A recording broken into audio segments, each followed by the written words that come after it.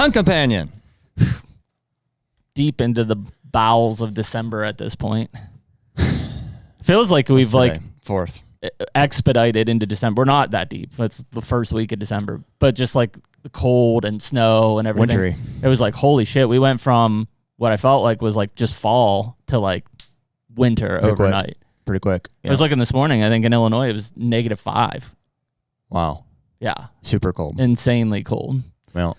So, and I think you probably feel that with some of the deer movement, just how fast. We were talking this morning, like definitely seems like they're still bumping some does, whether that's doe fawns or, missed does or whatever, but for sure married to food at this point as well because of the temperatures. Yeah. Have we seen that a lot? I'm trying to recall. Seemed like right when we got the first snow in Illinois, whatever that was. Definitely some push to it. Kind of married up to it. It seemed like there was kind of a bit there where not, seeing a lot of like rutting, that post-rut for a week there, maybe. It was like, it just kind of, it does seem like they're kind of pushing the food there. But then all of a sudden, correlated with this cold snap or not, it does seem like this morning, Thursday morning, the 4th, like I had 3 different deer pushing does in areas where I'd not necessarily seen them. The wide one in Illinois, I didn't see a doe there. There just has been a bunch in that area. Doesn't mean there wasn't one there with them. We just didn't see it. But yeah. So it's December. It's kind of interesting. Like unlike we, playing these cold fronts in October and November, like these extreme cold fronts that we get early in the season, like the one we're going through now in most of the country, I really feel like the deer kind of go into a bit of a shock because it's like all of a sudden it's like winter's here. Yeah. And like I was saying, even here, like I guess it was, we were in Kentucky till Sunday. So Monday, Harlan shot his buck Monday morning up here, and we'd seen two deer. Well, I think that one was on a doe, a bigger one was on the doe, and then this one was kind of like shadowing him from behind. There's a bigger one. Yeah, and just like a quick glimpse. I probably know which deer it was, but he actually ended up like doe kind of went down over this little hill. I assume followed. He kind of went behind a tree and like disappeared. I don't know where he went. So I was grunting to see if I could get him to pop back up over the hill because we were in position for that. And then I looked to my right, and the deer that Harlan shot came sneaking out from behind us, basically up in. So. That I think that deer was on, but even that night, like I remember it was like sunny and 35 degrees, like that. Our little food plot back there was just loaded, like they were just piling in there. In fact, there was a really good buck in there. Whether it's the same one or not, I'm not sure. But like the moment we got the snow that night, so it was Monday night into Tuesday, I haven't like seen a deer on that property since. Like they're there around, but like they just are not moving at all. Just complete lockdown. And that might be the difference between, mountain, and I've got a little rye food plot there, and like ag and big food, like where the deer are just starting to magnet and like congregate around in these colder temperatures. I don't know. I've definitely seen a flocking to the feeders that we put out in August, just because they've been there. I think it's a reliable, and it's easy. It's above the snow, so that there's definitely been more activity there, including daylight activity of mature and semi-mature. Are you feeding bucks. just corn right now in there? Just corn, yeah. Truthfully, I don't know if I'll ever transition that to protein. It just the cost reward thing there, as far as like our mortality rates and just the way that our farm sets up. I don't know if I'll ever make that transition to. Well, I think protein. it just comes down to like if you're going to keep feeding them. Like if you're going to feed them in January or February or March, like you're not going to feed corn. That's not going to do anything for them. I am planning on it. I'll probably just keep the feeders full at all times. I wouldn't feed corn. There's no value to it. It's just an attraction. It's purely attraction. So why would you feed them in February or March with that? Just so it's there. If they don't eat it, they don't eat it. Then great. Then it's there longer. You know what I mean? I'll just keep them full, I think. Yeah. Interesting. I don't know. Because it definitely will be attraction to them. It's just nutritionally, it's not going to help them at all. No. Yeah, that's not why I have them there. That's what we do everything else for. I've got all the other foods even still now. You know what I mean? And I'm sure they are on standing beans and all the browse that we've got for them there. And I don't have any standing corn this year, but I have plenty of rye, plenty of clover. Not much brassicas to speak of. You know what I mean, maybe how do the beans here look? and there, but they look pretty good. Yeah. Yep. Still a decent amount of pods and stuff on them. Mm-hmm. At least on the 6 acre. You know, I don't know exactly on the 10 acre. In the middle, yeah. Yeah, and I mean that will be. I haven't really even seen hardly any deer touching my beans yet. I've mowed, I don't know, an acre and a half or so of corn in basically 2 or 3 spots, and like they're definitely in that every day. Huh. But I haven't seen anything really eating the beans. I'll tell you, in Illinois, it's interesting. It's like, yeah, they hardly ever make it. I mean, I guess recently you've seen a little bit on like pinch, and it's not like I have got a camera right on it. So I mean, there very well might be deer.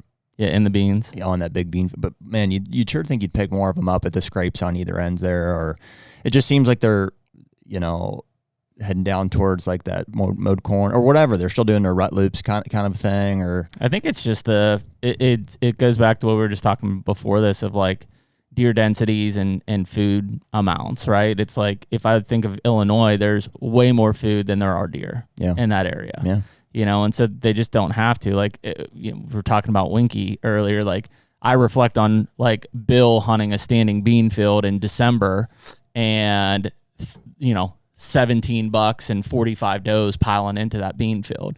Well, it's because he had more deer than food, you know, in those places. And so, you know, I would say the same is probably for your Ohio place. Like if you sit on that 6 acre or 10 acre bean field, pile in there. If I go to my Kentucky farm, I did. I mean, Harlan and I sat on it. I guess that was Friday and Saturday, or Wednesday, Friday, Saturday. And I mean, I saw a doe fawn on the whole thing. Like and I mean, it's just loaded with beans. Like they're just not in Kentucky. Yeah, they're just not in it. I'm super interested to hear about your survey. We're doing that. So if this is coming out Friday, Madison's going to come down. We're going to fly both farms down there. So yeah, me too. Because it's funny because like I've been talking about the cabin property. Like I have 4 mature bucks on camera every other day on that property. And, you know, and that's primarily on 75 acres. 4 mature bucks a day? Yeah. Are you hunting them? We did when we were down there for Thanksgiving a little bit, you know. Just not interested or? Just don't have time to get down there. I'll be down next week.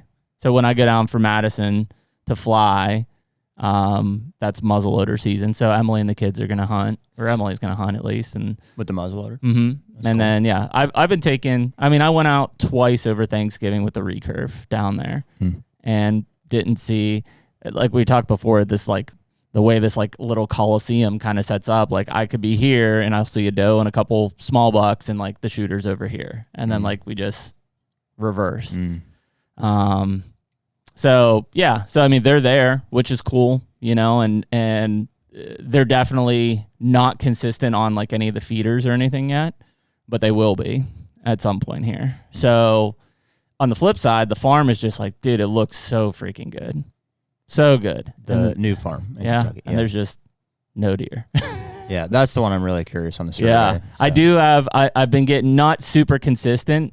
And frankly, he's my top target. I have that 6-year-old that looks like a piece of shit on camera. Okay. And I would just love to kill him because I got so much history with. I mean, it's the first that's the only deer that I remember from the first year I owned the farm that's still alive. Sorry, this is my dog. Dogs. What? And so yeah. So I mean that kind of sets up to be like, hey, I really would like to kill that deer, but. He's there. He's just not super consistent. Is that a trad endeavor, maybe? Yeah, for sure. Yep. And at some point I would, I mean, if he got like super consistent in like on a big bean field or a cut corn field, then I would just shoot him with the Hoyt, like as normal. Yeah. Just because I can't, you know, I'm so limited on my trad range basically.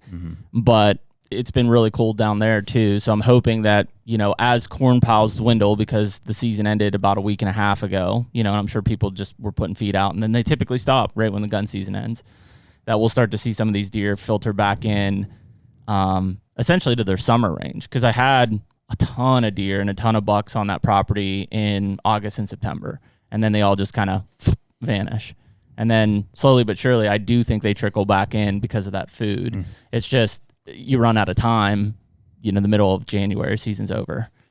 And so then you're just like eyeballs are off of it. I'd be super curious to know like if they could do a study as far as like an area with no corn piles, and then to drop them and see how movement changes, or if it does. I mean, I don't have like the visual proof. I sent you the overview of the markers from Madison on my Ohio area survey, and so that day, that's super interesting. That's cool. Looking at that, even if I drew a box of like my 230 acres, you'd be like, "That's crazy," because it's like 80% of those deer are inside of my boundary. Wow. Like it's good to know. Like from a property standpoint, it's like, boy, you're doing a lot of things right, just knowing that those deer are there. But if you kind of look at that, and then that day is when that's the first time I put corn out in a while, and it was mainly because I was like, hey, I'm not going to gun hunt this. I just want to like hold these deer here, and like it's insane what my cameras look like with corn on that property versus not. Well, yeah, but granted, your cameras are on the corn piles. Not all of them. No, just honestly, 2 of them. So you're saying like the other cameras are getting more activity? Just because the deer are just there now. They're on the property moving around. Yeah, well, the survey was before you put corn on, or before? Yeah, interesting. I don't know. And a lot of it probably is correlated with your timber harvest. I would assume too. And I think that there's probably a pressure atmosphere, right? Like I had a 2-year-old 10-point show up the other day that I don't know. I showed you last night. I had the biggest 4-year-old that I know who was MIA for 2.5 months. There he is, hitting that corn pile. The pressure thing, like, man, I don't know. Like I think that's true in like the latter half of October and the first part of November. But I think, beyond that, I just think wherever the does are, they're going to go. Yeah. You just see them getting drug out in front of guys during gun season time after time, and that makes sense. It's hard to correlate exactly with pressure because, you could argue that like, well, maybe the gun guys, maybe that property hasn't been hunted until gun season. I mean, unlikely. Those guys, unlikely. Yeah, most properties are getting hunted during archery season in some way, shape or form, or they're in there. There's just pressure, in most places. Even our farm, like our Illinois farm, I would argue is like extremely low pressure. Like yes, granted we pressured a little bit the week or whenever we're there, but other than that, it's minimal. And outside of that, it's so you'd think like, and we know other guys are hunting. It's hard to know. It's hard to know compared to us though. Like pressure's all relative, It's like, yeah. Well, do they encounter us? Do they know you're there every time? It's like, yeah. But I mean, if you look at like the sightings we've seen in our Illinois farm, is that because we're not there? Like, do they feel comfortable on those properties? Sure, that's what I mean. It's hard to know. I don't know. Yeah, I mean, the alternative could be food. Because we definitely have more food than other people have for sure. It has been interesting. Well, see, the food thing though, I'm like, because I'm pretty confident right now we're the only people with food, and I'm like, and I don't think the numbers support that. The deer numbers, yeah, no, because I think there's still. I think you're at that point, kind of like just after the crop harvest, where like the deer are still in their pockets wherever there's doe groups and things like that. They haven't all congregated yet to the food. Like they haven't. They're starting to, because they're starting to wear out the welcome basically wherever they're at, whether that's because they're, have been browsing or there was a cut cornfield with some remnant stuff or whatever. Soon, though, they're going to feel that pressure of like, I got to start putting on, significant nutrition here to survive this winter. These kind of conditions that they're experiencing now, I think, are those triggers in their heads. Yeah, I'd love to know. I'd love to know like how extreme and for how long the conditions have to be there for them to, for that light bulb to go out to say like, we need to go to that place where there's always food. Well, and that's where like I firmly believe that the first hard push that we get, like what we just got now in a lot of our areas, is not a good hunting time frame. I think it locks them down. I think that it's almost too much for them. They're like, whoa, wait a minute, what do I do here? Do I just conserve energy, and just hunker down? Do I move? Do I try to eat? But the later you get into December, into even January, that's when you start to see those afternoon patterns, especially. I agree. He's bedded 150 yards away from the food, and he comes down and eats, and he goes back to meds. Like that bed food pattern, we're not there yet. we're still, like you said, there's still deer doing rut loops. We saw that 4-year-old, like he was in an area he hadn't even been in yet. It's a bunch of deer this morning. At least a 3-year-old and, well, I guess I could just say at least a 3 and a 4-year-old at home in Ohio. As far as like what the cameras were saying, both following does, up, not in feeding areas. Yeah. So, I mean, I think that you're still in that loop. And that's probably lapsed does more than it is doe fawns. Like we're getting to the doe fawn estrus period here, but it's probably still a little early, right? Well, I mean, if you think about it, it's the 4th, right? So 28 days ago would have been the 6th of November. That's peak rut in a lot of Ohio and even into Illinois in some cases. So if those does got missed, now's the time they'd be coming back into estrus. Yeah. Versus, like I would say Christmas time frame is more when I'm expecting those doe fawns to hit. So another 2 weeks or so from a critical weight. So you've got that going on. The crazy thing is like the foreseeable forecast, it's not cold, but it ain't warm either. It's a lot of like mid 30s and 20s for the foreseeable future. I love it. I mean, dude, if it's going to be winter, like let it be winter. Let it be winter. Yeah, I mean, because we've got the food. So I'm not worried about like deer survival in terms of if they'll have, food or a place to go or not. It's just there is a survival aspect right now because of all the gun seasons. Well, yeah, I mean, that's... you've got second gun season opened up today. It's Thursday the 4th in Illinois. You've got Pennsylvania gun season open right now. You've got Ohio gun season through, if this is airing Sunday, it just ended, and then a couple seasons coming up. So, I mean, yeah, it's been really wild to see. I mean, Ohio, I don't know where it stands now, but prior to gun season, the overall state harvest was up 1%, even though most of Southeast Ohio was down 80%. So, to offset that is significant for a lot of those counties. They're probably bragging about it too. Probably. And the gun season, I know in a lot of counties was extremely high. I looked at like the comparison of this year versus last year. Most counties, it was up. Because you look at the weather, it was perfect for opening day. What was opening day? This past Monday? Yeah. Yeah, it was like 35 and cloudy or something like that. Some snow on the ground. Yeah. Yep. So, yeah, I mean, so you've got that. It's just such a weird time frame right now. Yeah, man, that's the recipe. Like, there's nothing, like, no offense, I guess, but there's nothing easier than shooting a deer in the snow with a rifle. Like, you could just see them from a freaking mile away. Well, I do think that they probably, I don't know, like, they're definitely is that fine line between what we just talked about with like them kind of locking down with that first cold snap and then breaking out of that lockdown and being like, I got to eat. And that's when they're super vulnerable. And I think it was about that time frame because it was really around Thanksgiving that we had that big temperature drop. So you had like Thursday, Friday, Saturday, Sunday of cold, Monday. I think they're finally like, okay, I got to move. I've got to eat. And that's the opening day in Ohio. Yeah, I think that's for sure when they're the most vulnerable. It's like the latter half of November. And honestly, as time goes on, like they just, I don't know if it's like more and more, like maybe there's a trade-off between like the post-rut, like gives you some advantage there correlated with food versus late season is just food.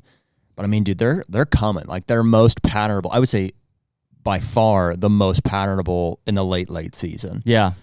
I think. Yeah, I would agree. Yeah, and I think we're getting close to that. I mean, because they have to. They have to. Yeah, it's just like everything else is ruled out at that point. Like there's no more does left in estrus. There's no more this or that. There's no habitat left. There's no food left. So it's like the one spot that they are and where they have to be. You just got to get between it. Yep.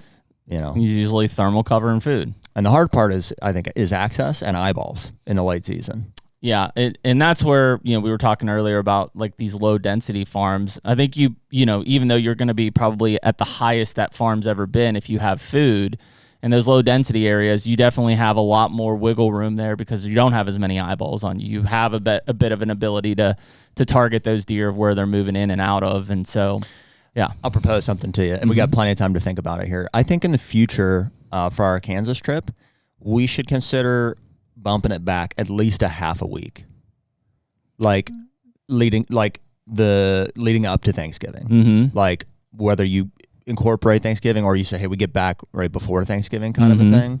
I think that would be generally to our benefit. And this would be a challenge, but I mean, if we plan for it, I would elongate it too. I think I think it's far enough away, and I think it's a big enough commitment that like if you can go from basically the time we were there until so you're looking at 8-9 days. Maybe you roll off a day or two in the front, whatever it needs to be for Dad's work schedule and stuff like that. But I think those dates, and obviously a day or two gives you a little bit of flexibility with the weather too. That's really why I would say that. Yeah. No, I don't. Yeah, I don't have a good one anymore in Kansas, just because it's that third week I've seen the most rut activity I've ever seen probably in my life that week. I've also seen nothing that week. So well, and the back half of that would be like, well, yeah, if the 2-3 days leading up to Thanksgiving are like 50 degrees and rainy, then like, okay, never mind. Like, let's just stick with the first part of it there. But you kind of want one or the other. It's like, let's plan on a longer trip so we overlap something that's predetermined, or we have the flexibility just to go for the better weather days. I mean, I've seen a lot of people killing Kansas in the last 3 or 4 days. Me too. I got some pictures to show you. Which are after Thanksgiving. I know. Yeah. I know. But gun season opened yesterday. Did it? Yeah. So in a perfect world, like from holidays aside, I mean, yeah, if you could stay the 2 weeks leading up to gun season, and that'd be the time. Yeah, yeah, and I think the other time would be sometime patternable and the end of October, maybe, yeah. Versus the rut activity side of things, it's just more pattern. But you got to be there for that stuff, though. For those October pattern, like you gotta be there, and you gotta be actively looking for a sign, and like that just takes more boots on the ground. Yeah, it does. The problem with that is it's also good everywhere. Like you can only be in one place at a time. That in there lies the issue with most things. Well, this coming year will be interesting because we don't have it'll be years before we get back to Iowa again. We don't have any points in Kansas. We can talk about whether we want to try to apply or not. I mean, I think there's still 50-50 chance. Or if we just focus on, some other things in the meantime. Yeah, I don't know. Yeah, I had planned on just buying a point in Kansas, but yeah, we'll see. So yeah, I mean, I think that's kind of... I got to show you some stuff. I'm developing a 2-year strategy. Okay. So yeah, I mean, I think that's just kind of where we stand at this point is like you're early enough into December that like I can't say that you should just bank on food, but they're going to start relieving that post-rut pattern here pretty quickly and marry into food. If you're in the big woods, it's going to get hard. It gets exponentially harder after gun season. It gets exponentially harder after the first and second week of December, just because they're just browsing. Like there is no concentrated food source usually. If you can find one, you'll kill them. Snow helps. Yeah, just snow helps. Read sign, be where they're at. Yep, snow helps. Yeah, just find the deer. If you find the deer, you'll find the bucks. Essentially, is what it'll be. Like they're gonna group up. But if you're in ag, it's all about food, finding food. So, and good cover, good reliable thermal cover. Yeah, they definitely. And maybe that's why I haven't seen anything up at my place here is like I've definitely seen them flocking into like pines and hemlocks and stuff here. Have you? Yeah, and I don't have any of those. So that something to think about. Yep, something to think about of like how that kind of, even with thick cover, like if you don't have that like snow base, and it's hard because like, dude, it's extremely rare that we're sitting here talking about snow on the ground in multiple days of like 20 degrees. In early December. Yeah, we haven't had them. But when they do happen... I'm grateful for it. Yeah, like I said, it's going to be winter. Let it be winter. So, and that's what it looks like for the foreseeable future. So, I mean, as we get through even the next couple hunt companions, I think that we're going to be talking about movement to food more every week. But the story's going to remain the same until sometime we break out of this cold front. I've got one more push in me, and I know we got to wrap up here. I've got one more push in me for Ohio. If I can I'll plan it around a weather week or something, but I may just go up and, I don't have to commit to like a week or whatever it is, but I'll try to coordinate around a late season pattern. And I mean, GR8's the one I'm after. A bunch of deer I've ruled off the table. I wouldn't shoot Dagger. Any of the 4-year-olds or one of the 5-year-olds even at this Flyer. point. Yeah. And he's there. He's been at that feeder in daylight. So I think GR8's the only one I would target. Maybe tight rack on one of Jed's properties, if that were to, Yeah, depending on the family situation. Come around. I think all of them have shot bucks. Oh. Like all of them. So did Jed kill one? Yeah. So I'll just check in with Jed and see if like, hey, Yeah. That'd be a good deer cool to if go I pop after. over there. Freaking thing's like 8 years old. Be a great deer. So we'll see. Maybe I'll get on a little bit of a corn pile trot line and just, you know what I mean? That's the way to do it in the late season. Take some inventory and hopefully we get the weather and then freaking go for it. Yeah. I'll save the next thing for the full podcast. Podcast. Okay. Anyways, we appreciate you guys listening to Hunt Companion tonight, and we will catch you next Sunday. Hunt Companion. Take me